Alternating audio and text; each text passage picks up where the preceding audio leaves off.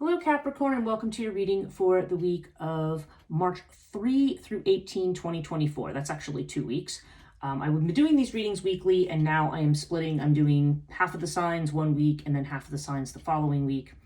So it's going to be like a reading that you're going to have for every 2 weeks, just because I found that it's not practical when any particular situation comes up for me to be able to do 12 readings a week, because I do have other channels and I have other things that I do. So So now I've just decided that maybe the best way to deal with it is to split the readings between 2 2-week periods. So apologies for any changes here, but this will be readings now for every couple of weeks for you. If you are new to this channel, welcome. It's good to have you. And if you're returning, welcome back. I hope this reading is good for you this week. This is a reading for you if you are a Capricorn Sun, Capricorn Moon, Capricorn Rising, or have some other significant Capricorn placement in your chart. These readings are done with a full horoscope spread, so I use the astrological houses, and obviously each aspect of that house is not going to apply to you. So, take the ones that apply to you and leave the rest. This is a general reading, so I'm trying to interpret. I mean, if I get specific messages, I will mention those.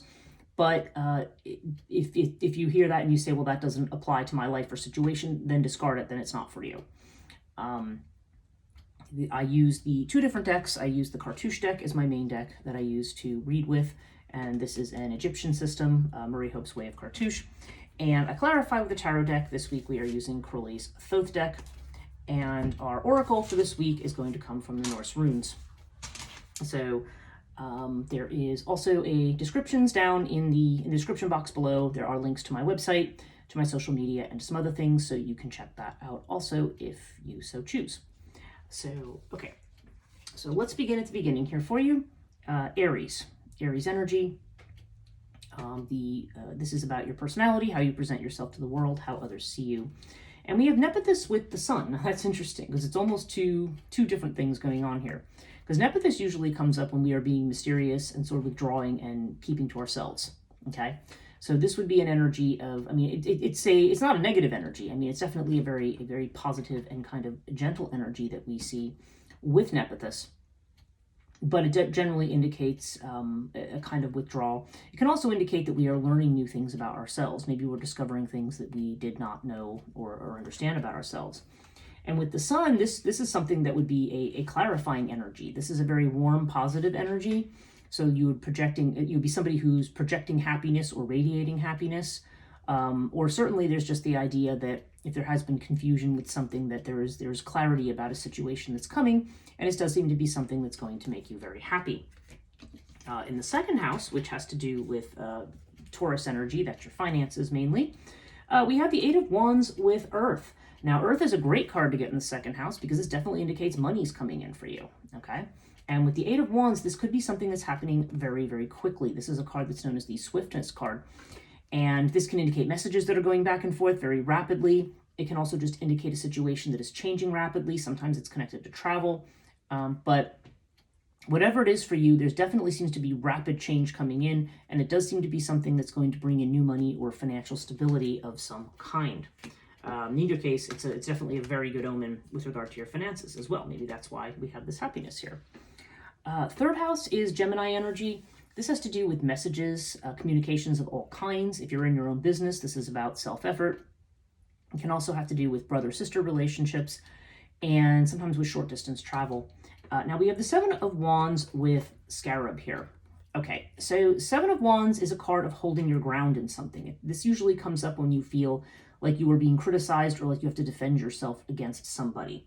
Okay, and this is in the house of communications. So maybe you've been meeting with some resistance to something you want to do, whether it's in business, whether it is in a sibling relationship between family, or whether it's just other people, it's something that you're doing that you feel like you have to stand your ground in. Now we have this with Scarab. So Scarab can indicate a change or a new beginning. So, this could be somebody starting a new business. This could be information about a new beginning of some kind or some kind of a change. And maybe that's where you're feeling like you need to stand your ground. Maybe somebody's going to be changing something and you're saying, hey, I need to, I don't want to make this change. I want to stay where I'm at. But sometimes the 7 of Wands can also indicate that we are kind of staying in our bubble and being obstinate. Maybe we need to consider change. So take it as it resonates here, but I do feel like there's this tension here between some kind of a new beginning and the way you feel that you need to keep things. As we go through the reading, we'll see if there's any places where there may be uncertainty or a cloudiness of judgment. I feel like because the tarot card is clarifying cartouche, this may be talking about a change that you get a message about, and it may be saying that whatever the change is, you need to sort of defend whatever your position is here. So it probably goes in that direction and not the other way, but take it as it resonates there. Now, the fourth house is Cancer energy. This has to do with your home, your family, your literal home, like the physical home you live in, whether you rent or own, and also potentially having to do with your own personal sense of security, as well as family situations and situations about dealing with the mother. So we have Anubis with the Knight of Wands. Okay, the Knight of Wands could, with Anubis, could indicate somebody who's moving or traveling, okay? And we did see this Eight of Wands energy over here.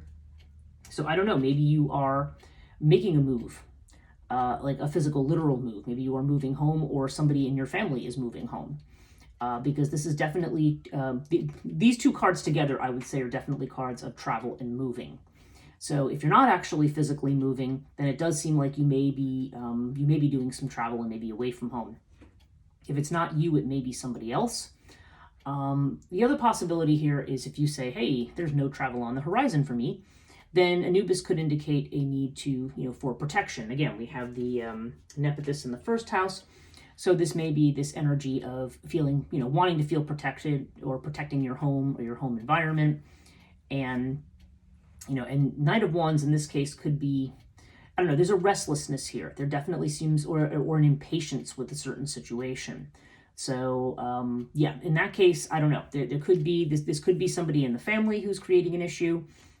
This could just be, again, somebody in your environment. Maybe it's you. Maybe there is a restlessness or an impatience, and maybe you're feeling there's a need to protect something connected to your home and family right now. So take that as it resonates. Fifth house is Leo energy, and Leo is about creativity, about children, love affairs, recreation. And okay, we have Isis with the Nine of Swords. Nine of Swords is mental cruelty. And when this card comes up, this is generally a situation where we are very, very worried about something that is not happening. I mean, the Nine of Swords, it does indicate legit anxiety about something. So this could be anxiety about a love affair. It could be anxiety about a child, if that applies. Or maybe there's some kind of thing you're working on creatively that maybe it does, is keeping you awake at night that you're worried about. Isis would indicate a situation that requires patience and also requires careful nurturing or compassion. So if this does have to do with a child, it may be that a child may be going through something that is going to require some patience and understanding. Same may be true of a lover or a loved one, okay? If you are working on a project that you are anxious about, then this may also, again, be saying it may just be something where you need to be patient and maybe work more with your heart and in your head in a particular situation. There's definitely some energy here around being restless, about feeling defensive. So I don't know. It just seems like there may be, what may be called for here is some, sort of a need to step back, maybe a need to accept change and a need to be patient in something. And these three might be connected here, because it definitely seems like you have a lot of good news here in these houses right here. So I don't think we're dealing with a situation like when I see the Nine of Swords here, and I'm seeing like the sun up here, I'm saying like, well, whatever this is, I feel like it's more concern about what might happen rather than something that's actually going to happen, okay? Okay, yeah, now let's go into the sixth house. This is the house of worry. It's the house of Virgo energy. It can have to do with worry. It can have to do with your health, and it can also have to do with a job situation. It's a house of service, so it's work, whether you do it paid or unpaid. And you have Lotus with the Eight of Swords, okay? So Lotus here is, yeah, there's a need for calming the mind. And again, you have this Eight of Swords energy that's very similar to the Nine of Swords in the sense that this is the interference card. It's the way in which you interfere with yourself, in which we get ourselves tied up in knots mentally, and we can't think our way out of something because we're only looking at something one way. So there may be a need to calm the mind about something. If there has been a health concern, then there may be a need to, mental stress may be contributing to an issue. So there may be a need to try to find a way to meditate, to ground, to do something. You see this idea of care down here. Maybe this is indicating a need for a vacation or a need to get away, because this is the house of recreation. But there's definitely a need for calming the mind in some way.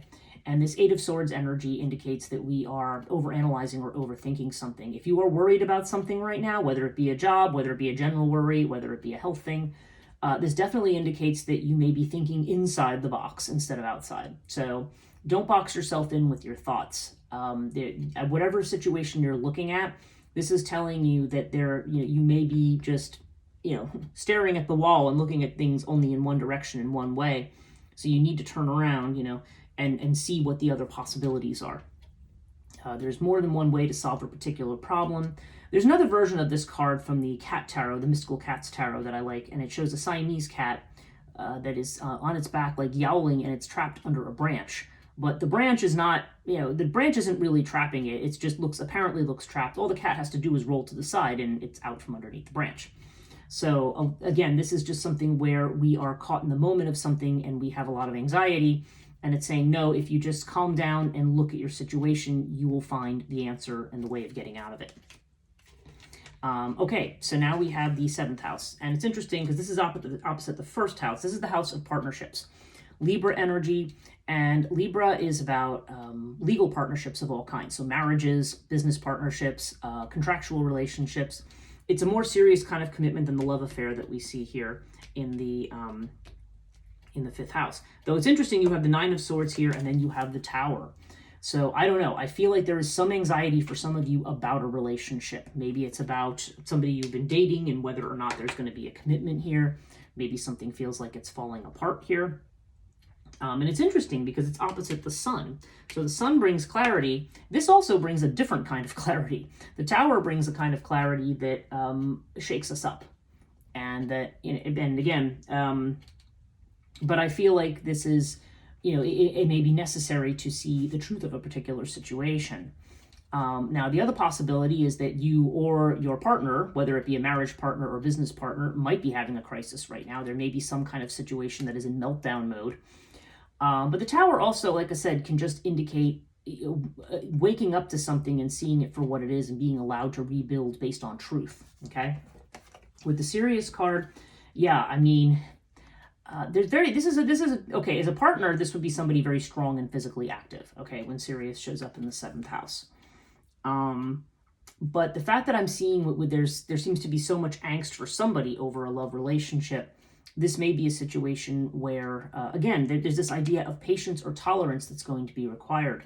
Maybe you're going to find something out about a situation that's going to cause you to rethink it. For some people, maybe it will be the end of a relationship, but I feel here like it may be more a case of you or your partner having some kind of a crisis, and there's a need to be strong for somebody here. Sirius is about having strength, also about thinking outside the box, trying to think about something in a broader aspect. But it does seem like there could be some shakeups here with regard to partnerships.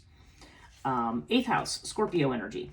Scorpio is about transformations of all kinds. So I only see this in a reading as a broader house having to deal with the kind of change that's going on in our lives. It can also have to do with joint finances. Okay, so we have wing disc with the Aeon. So yeah, the Aeon, again, is this idea of making a decision. Sometimes there's legal matters connected with this. So this could have to do with a joint financial situation. Maybe there's a judgment, legal judgment, if there's been a will that's being settled or something like that. For some people, that could potentially have to do with that. But the Aeon definitely, regardless, it indicates definitely you're coming to the end of a cycle. Okay, it's card number 20. The only card after this is the World card, which is 21, or the Universe card in this deck. And yeah, there's definitely a sense here that there are some final decisions to be made, final evaluations to be made. It is worth noting that you are moving into the period of Mercury retrograde. Now, Mercury retrograde doesn't start till the 1st of April, but the pre-shadow period is going to be starting during March, during the time period of this reading.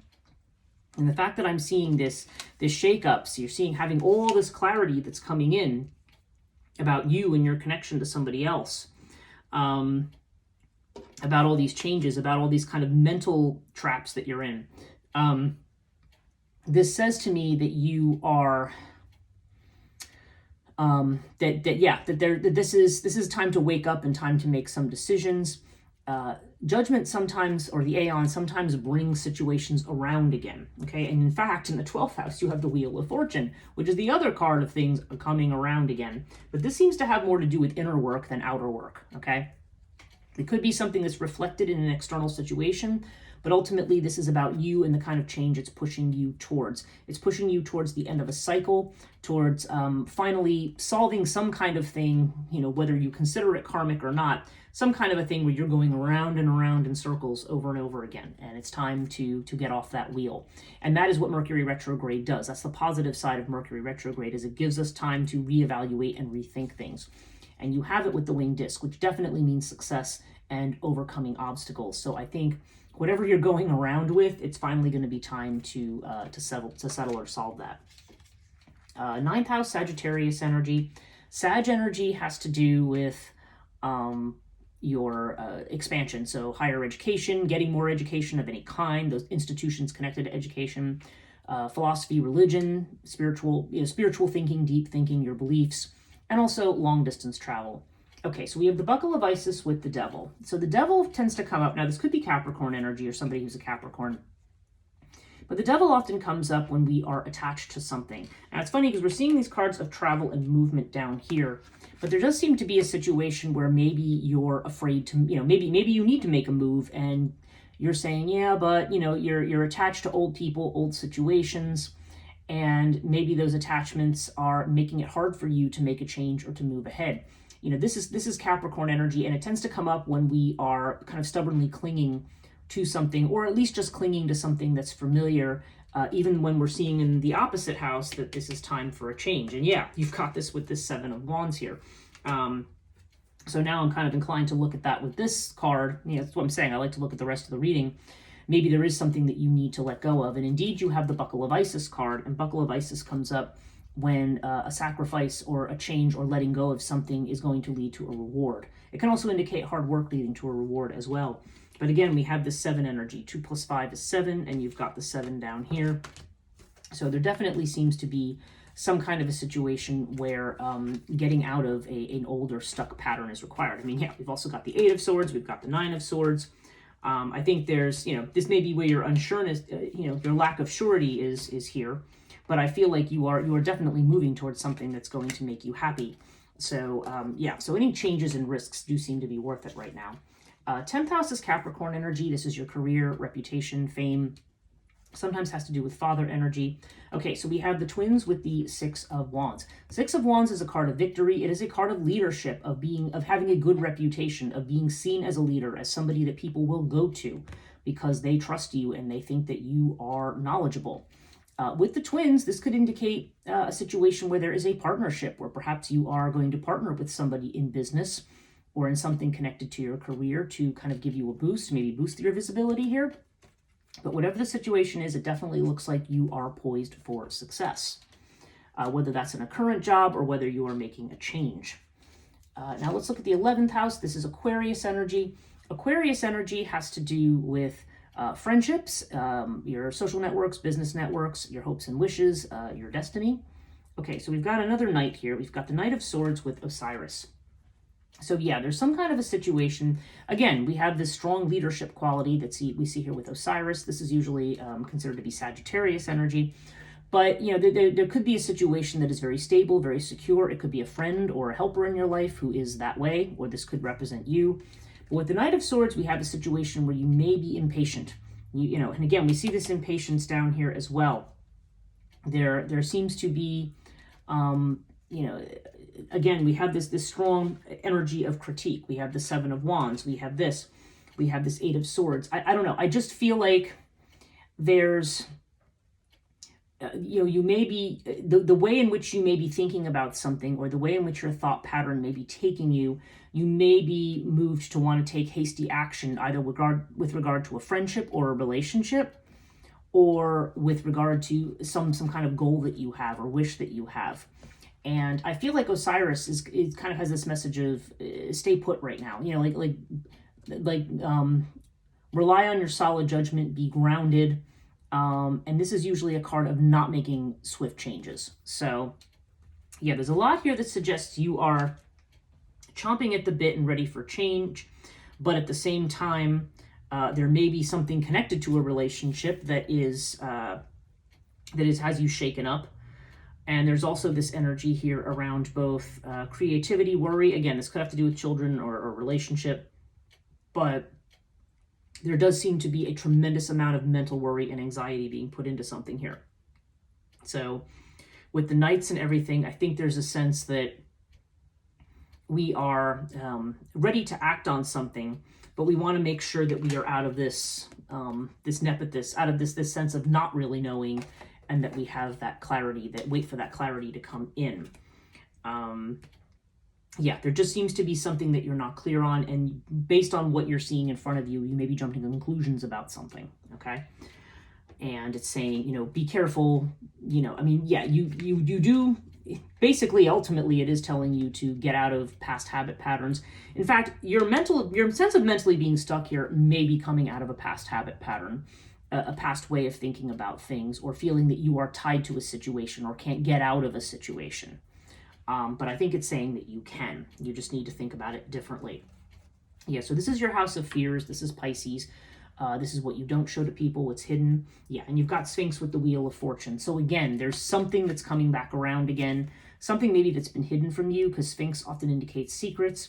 In the 12th house, I feel like Sphinx is a card of excavation, of digging deep to find, there could be some pattern from a past life. It could be just a family trauma there, or it could just be a past situation where maybe you are repeating a toxic pattern like we're seeing over here. We're seeing this repetition here with the Wheel of Fortune, and that this may be unconsciously what's influencing you here. And this may be causing this anxiety and perhaps this stagnation. And in fact, overall, we do see this sense of stagnation with the Hanged Man, because this has the energy of the Buckle of Isis up here. It says that you need to take a broader perspective on something. You need to look at a bigger picture, because right now you may only be looking at something, in very one or two dimensional way of looking at it. And so you do need to see the bigger picture here. And this is a test situation right now. Pyramid indicates that there's something about some aspect of your life that is being tested. And again, given the period of time we're moving into astrologically, none of this is surprising. And I actually saw this in Sagittarius's reading as well. There's definitely a sense that you're being tested on something, and you are being challenged here to either give something up or to take a broader perspective, or maybe both, okay? But whatever this truth is that seems to be coming in, it definitely seems to be connected to a relationship with somebody. But ultimately, whatever's going on, it is basically telling you not to worry, to take a step back, take a deep breath, that you will find the solution to whatever this new problem is. You have great prospects here. You definitely have the prospect to be happy here and to feel happy. You have great news coming in about money. There definitely seems to be success in business, in spite of the fact that down here in the workhouse that you feel like there's some anxiety here. But yeah, there are definitely changes coming here, and the big issue here seems to be a past situation or a past way of thinking, maybe connected to a partnership that is coming around again, and that needs to be, if there's some lack of truth there or some falsity, it needs to be torn down and rebuilt. Let's pull a North Rune. This is for Capricorn. March 5th through 18th.